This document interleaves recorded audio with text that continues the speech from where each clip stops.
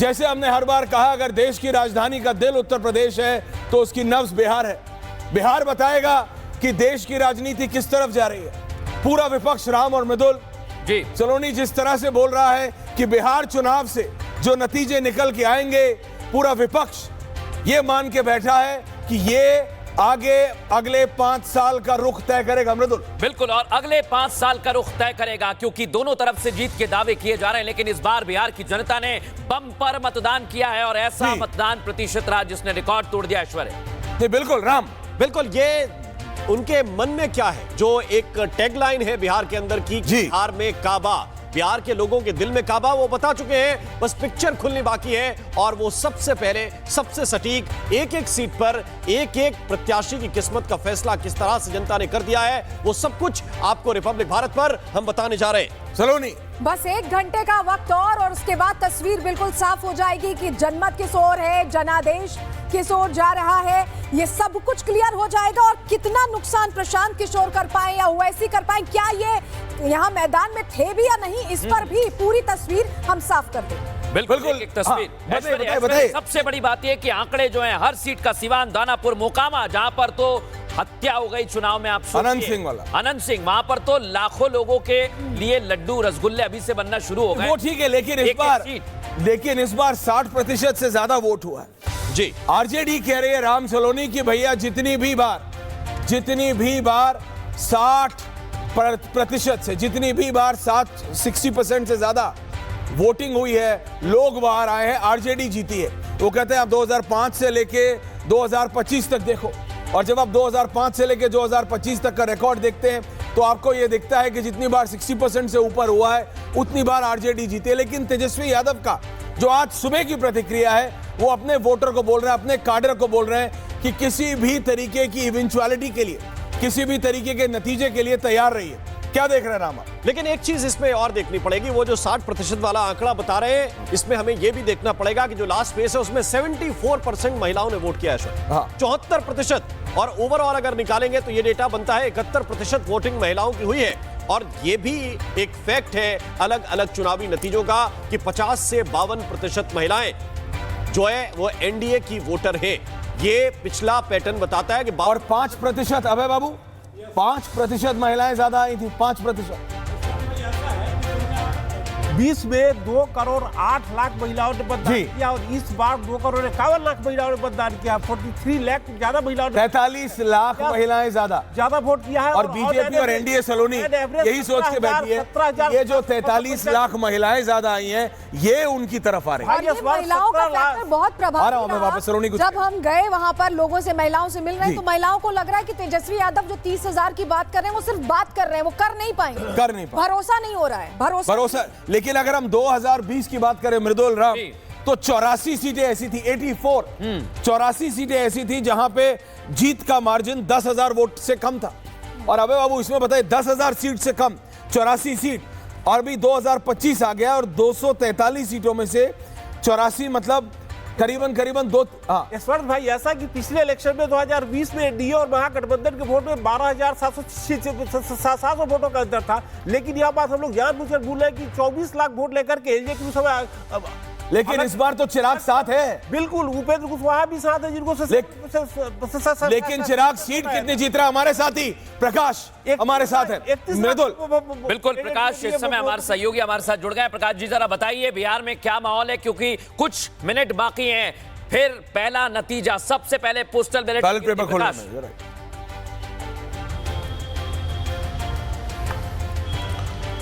बिल्कुल, postal ballot के साथ शुरुआत होगी और हमें उम्मीद है कि भारतीय जनता पार्टी वाले 2015 की गलती न दोहराएंगे, क्योंकि पोस्टल बैलेट की शुरुआत हुई और पटाखे और फुटना और मिठाइयाँ बंटना शुरू हो गई और महागठबंधन की एनडीए की बुरी हार हुई थी। बहरहाल इस बार मामला बिल्कुल दूसरा है।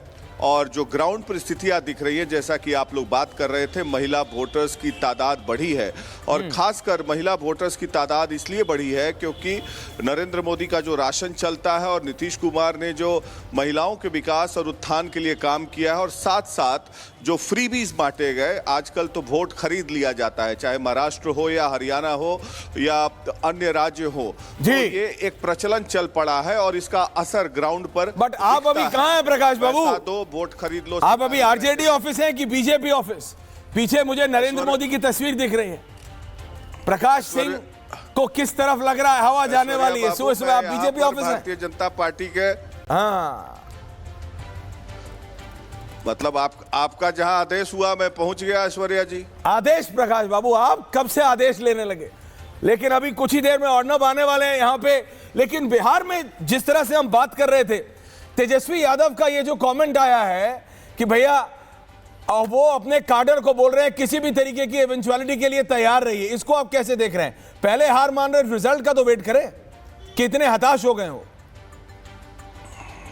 नहीं, देखिए पिछली बार जिस तरीके से थोड़े से चूक गए थे वो 12,500 वोट से और महज से 6 सीटों से, और उनका आरोप था कि कुछ सीटों पर एडमिनिस्ट्रेशन के द्वारा दखलंदाजी की गई जिसके चलते उनकी हार हुई। बहरहाल ऐसा होता नहीं, आजकल ईवीएम का जमाना है, सॉफ्टवेयर को आप छेड़छाड़ नहीं कर सकते हैं। लेकिन चूंकि उनका जो सपोर्ट बेस है यादवों के बीच में मार्शल कम्युनिटी है और उनके एक विधायक सुनील सिंह, उन्होंने तो बहुत ही आपत्तिजनक बयान दिया कि कुछ मेरे हित में करेंगे। बन गए सर। रिएक्शन आ रहा प्रकाश? बस इनका प्रसाद हम सब के लिए ही महत्वपूर्ण है। चलिए ठीक है, ठीक है। तो ये विजय सिन्हा हमारे साथ। जी दोबारा सुमित अगर दोबारा चले जाएं आप।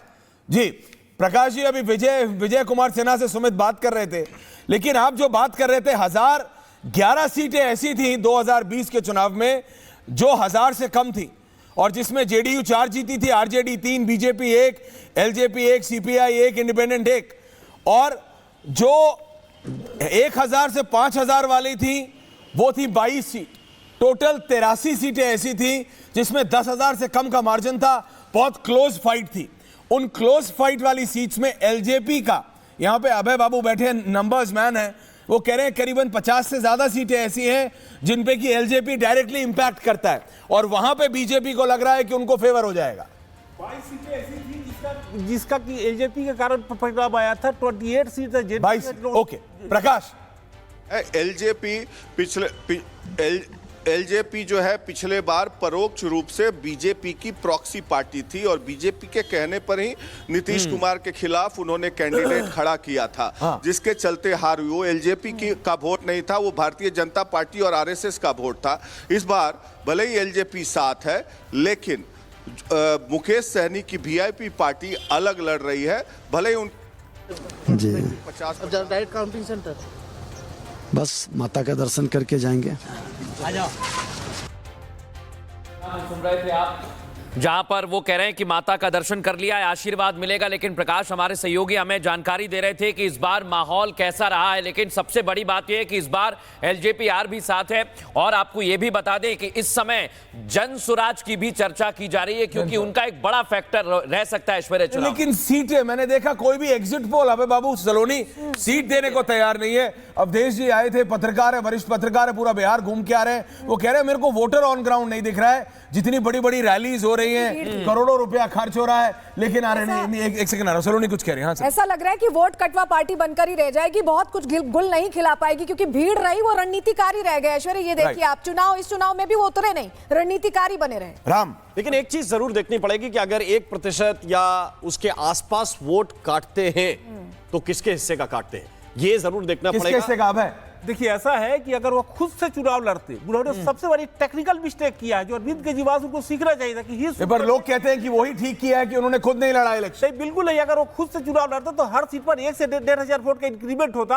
और अगली कुछ ही मिनट में अर्नब आ रहे हैं और आप देख पा रहे हैं कि अर्नब गोस्वामी बस अभी स्टूडियो में एंटर कर रहे हैं और आप देख पा रहे हैं कि अगले कुछ ही मिनट में वो हमारे साथ होंगे, स्टूडियो में होंगे अर्नब गोस्वामी। और उससे पहले बस अगले कुछ ही मिनट में, कुछ ही क्षण में अर्नब खुद इस चलते रहिए। जी बिल्कुल अर्णव इस समय स्टूडियो में है। Arnab, over to you. आप बोलिए। देखिए बिल्कुल ऐश्वर्या, चलाइए आप। देखिए, नतीजों का दिन है, बिल्कुल है। फोकस नंबर्स पे रखिए। देखिए, सारे चैनल्स जो होंगे ये बैठ के एनालिसिस करते हैं सुबह सुबह। लोगों को सुबह एनालिसिस की जरूरत नहीं है। लोगों को आज क्या जरूरत है ऐश्वर्या? नंबर्स। लोगों को नंबर चाहिए जी। तो आपके सामने पूरी इलेक्शन पोर्टल है। बिल्कुल आपके पास जो हम प्रतीक्षित से जो हमारे नंबर्स आ रहे हैं, जो हमारी पोलिंग एजेंसी है, उनके कितने लोग हैं, किन किन जिलों में, उसके बारे में बताइए जी। 243 पटना में हमारे अमृत तिवारी है, लखीसराय में बिल्कुल, सुमित पूरी झा टीम है, है।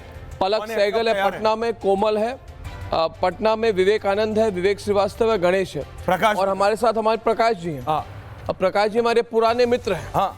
प्रकाश जी जो है ऐश्वर्या हमारे पुराने मित्र हैं, पुराने दोस्त हैं जी। हमारा कनेक्शन बनता है। हाँ। है ना? क्योंकि हम हिंदू कॉलेज से हैं। बिल्कुल। आप हिंदू कॉलेज से नहीं, आप ये फीलिंग नहीं समझ पाएंगे। पर आप- ये हमारे से 1-2 साल छोटे हैं, है ना, मगर बड़े भाई वाला अप्रोच इनका होता है हमेशा। ठीक है, तो प्रकाश जी नमस्कार, कैसे हैं आप? प्रकाश जी ये एक्सपर्ट है, ये दुबई में बैठे हुए जितने रुझान करने वाले लोग हैं, ये दुबई में बैठ के रुझान नहीं करते। लोग बहुत कह रहे हैं, आप ये किसको बोल रहे हैं? दुबई में ये दुबई में बैठा हुआ एक आदमी है, ये दुबई में उसने पोलिंग एजेंसी खोल दी है। दुबई में कोई भारत के लिए पोलिंग एजेंसी, हमारे प्रकाश जी तो पटना में बैठ के, आप भारत में नहीं रहते हो, दुबई से आप पोलिंग एजेंसी खोल रहे हैं। प्रकाश जी को पूछिए आज कौन जीत रहा है, बता देंगे आपको। प्रकाश जी, over to बताइए। you।